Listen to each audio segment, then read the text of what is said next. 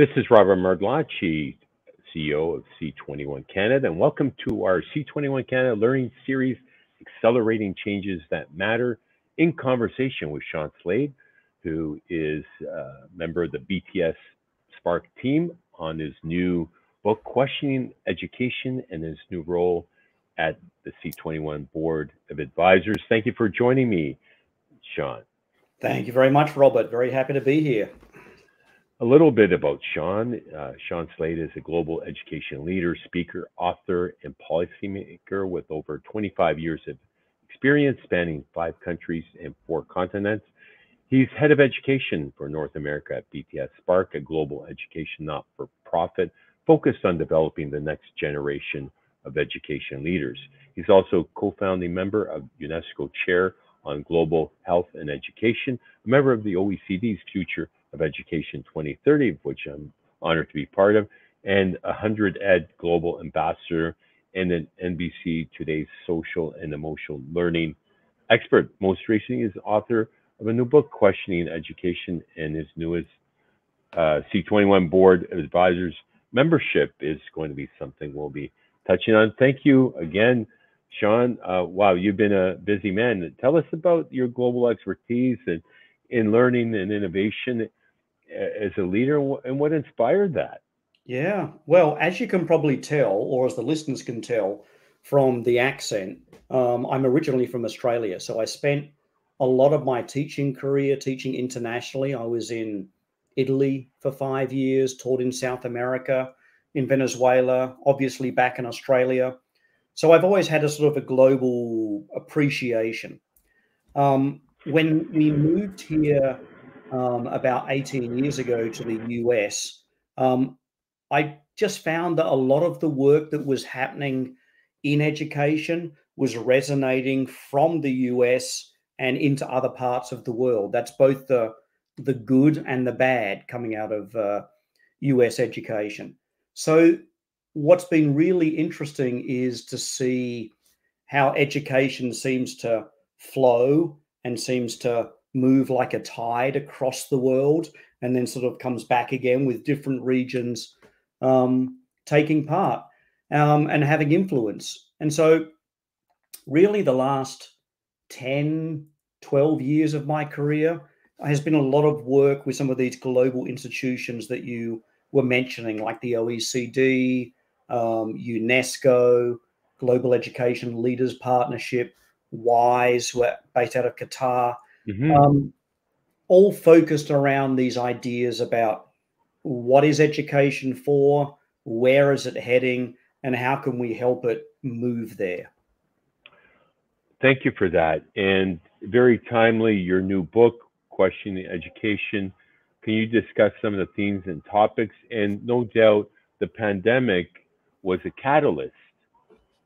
Oh, yeah. It was a catalyst for me in 2 ways. One, it gave me and others, well, in a number of ways. One, it gave me and a number of others time to reflect, gave us a little bit of home time as well, so we could pick up a few of these extra ideas.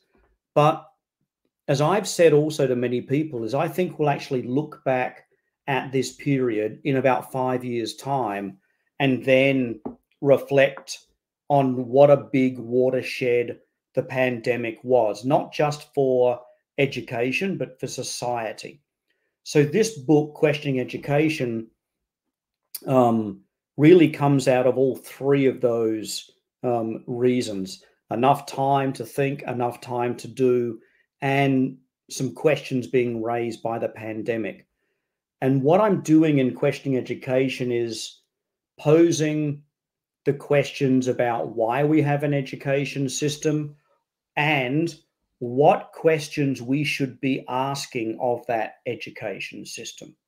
And the tagline of it is moving from what and how to why and who, because I put the premise that we have the content, the what, and the skills, the how, as the 2 primary planets in my education solar system.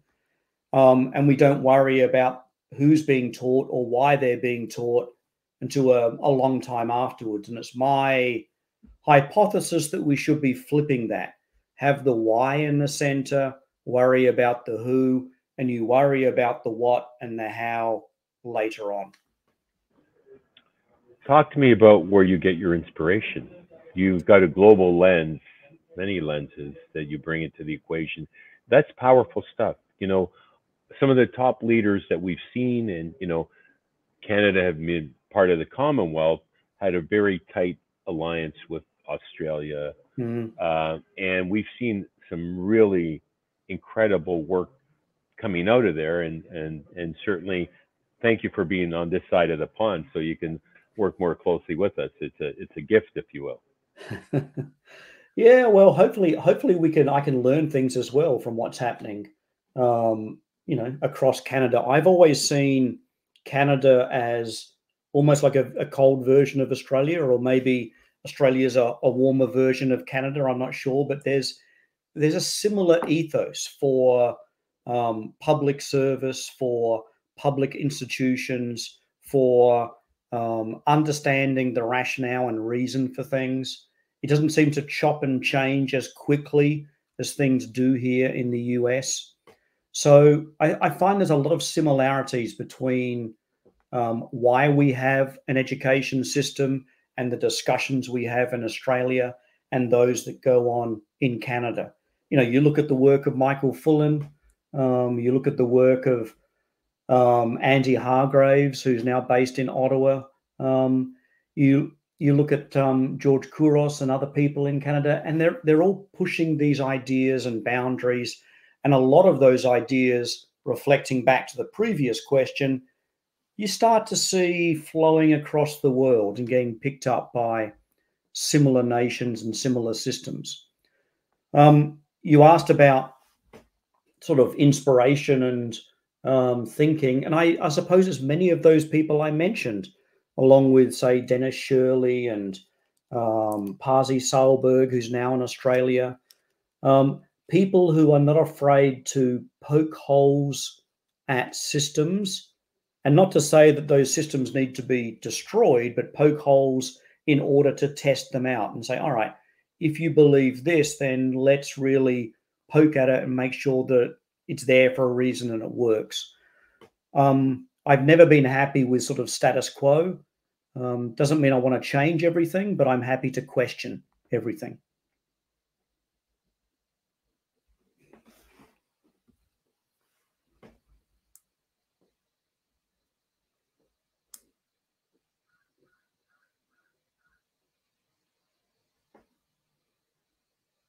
Yeah, I think I've lost your audio there, Robert.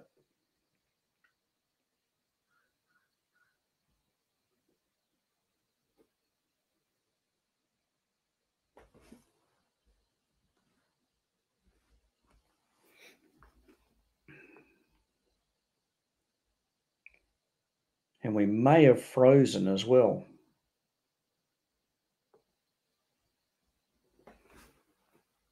So what I'll do is I'll keep talking in case if my side is still going. What's we've been really reassuring as well the last couple of years and some of this global work is that these groups that I've been working with have all been asking those questions about the purpose of education, and there seems to be a similarity in the direction that they're going, like looking at well-being, looking at what I used to call the whole child, the development of more than just academics. And what's really nice is you're seeing this not just from one organization like UNESCO or OECD, you're seeing it from a myriad of organizations, all looking at this is where education should be moving. It's very much in tune with the work of Sir Ken Robinson, the late Sir Ken Robinson as well, about moving away from that factory response of education. Fascinating. Well, thank you for that, and sorry about the technical glitch, but That's okay. On occasion, technology fails us, but you persevered and adapted. The pandemic taught us a lot of things. The bubonic plague spawned the Renaissance era. I think we're in for something really special Yeah. post COVID.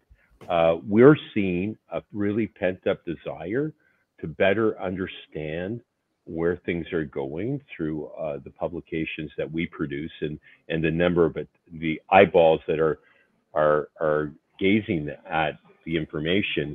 And let's explore, from a global perspective. The OECD did some excellent work around the future of education to add clarity to it. We had the lead researcher, Dr. Tracy Burns, speak at our summit, and I would love for you to present at our summit this fall in Ottawa in partnership with the Ottawa Catholic Board. Talk about serendipity. We have Dr. Andy Hargraves from Ottawa U, Michael Fullen, who you mentioned, will be speaking, and also partnering with the local college too. We want to have that entire spectrum covered. But courageous leadership really was something that emerged out of the pandemic. And talk to me about that very fact. And some of the leaders you'll be interacting with at C21 are some of the top in the country. Yeah.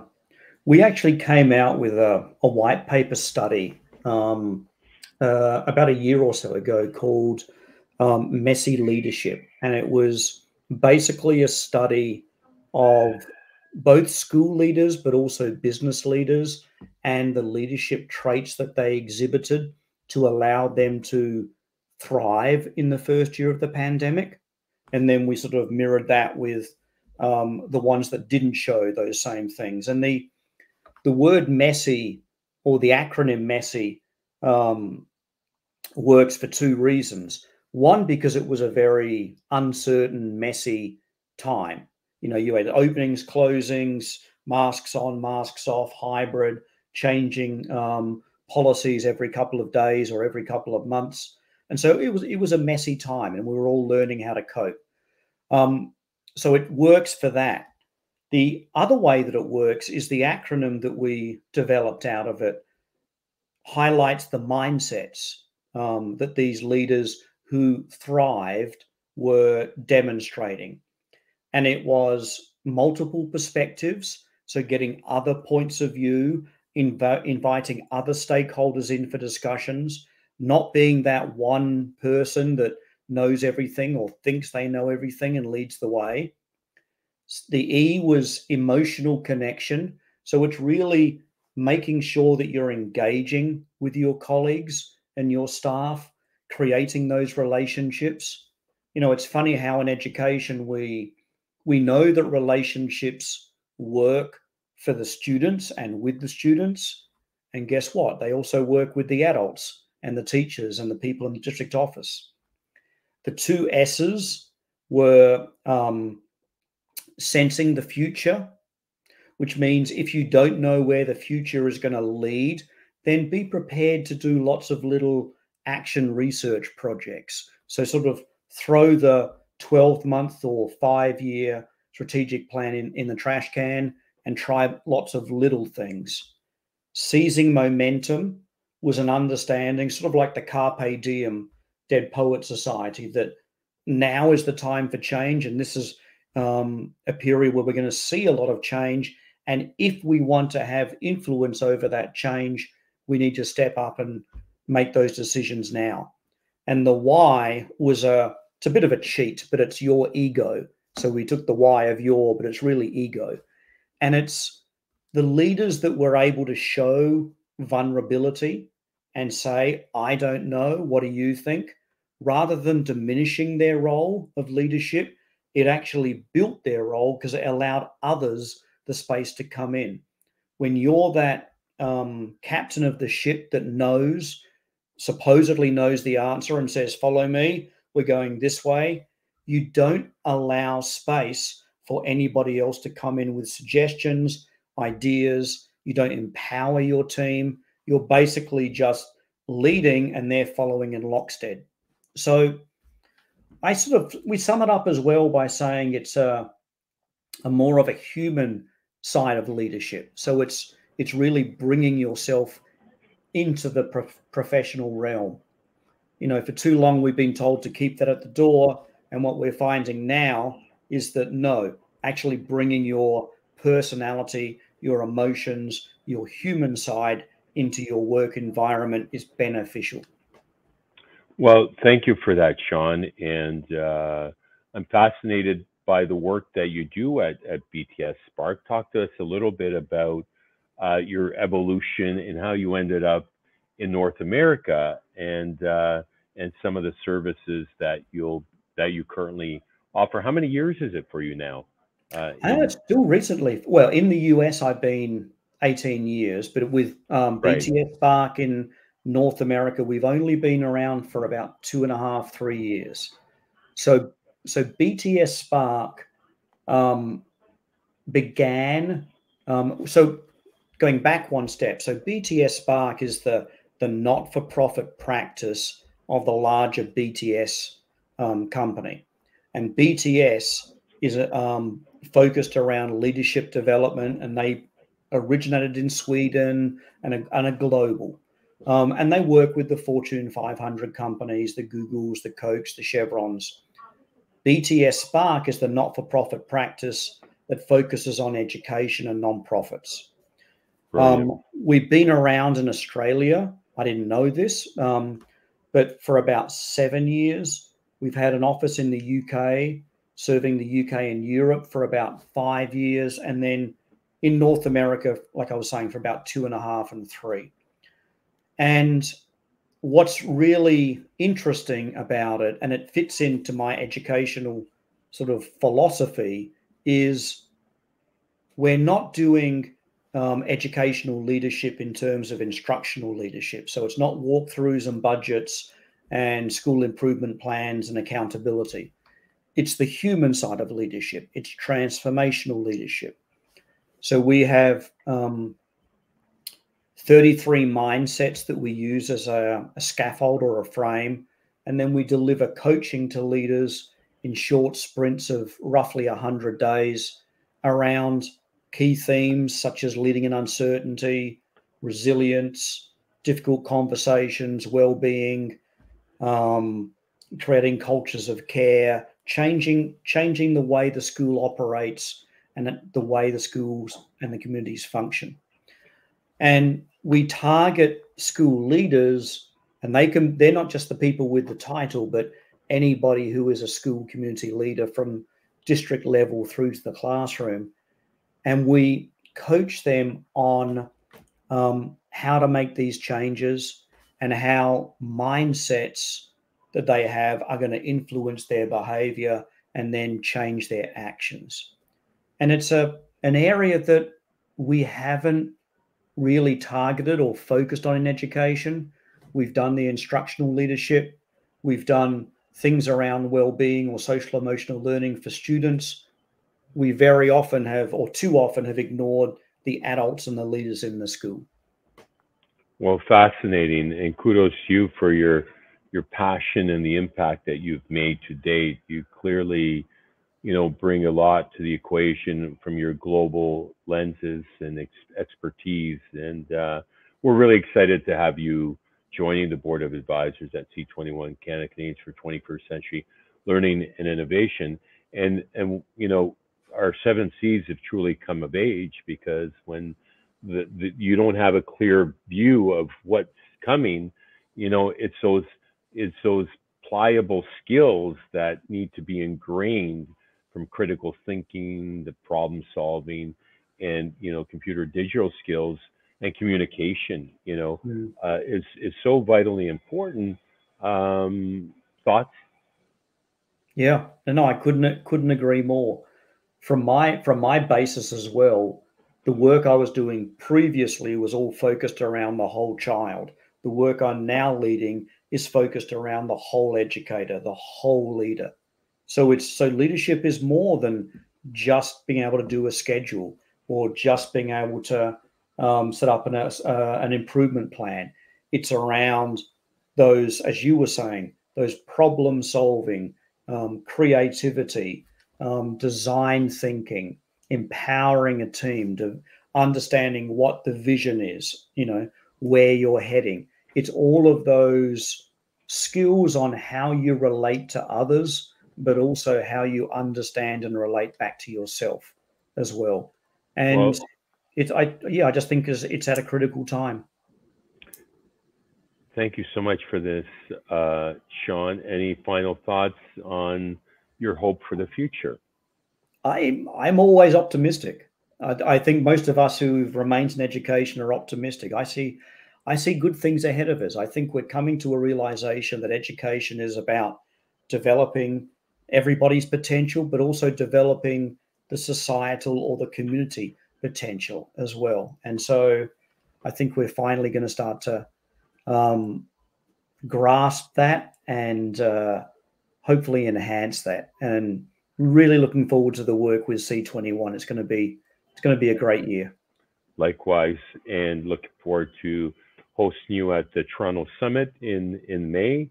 Sean, that was Sean Slade, Head of Education at BTS Spark, for today's Canada Learning Series, Accelerating Changes That Matter podcast. My name is Robert Merglaunchy, co-founder and CEO of C21 Canada. Until next time, stay healthy, stay safe, and keep the learning curve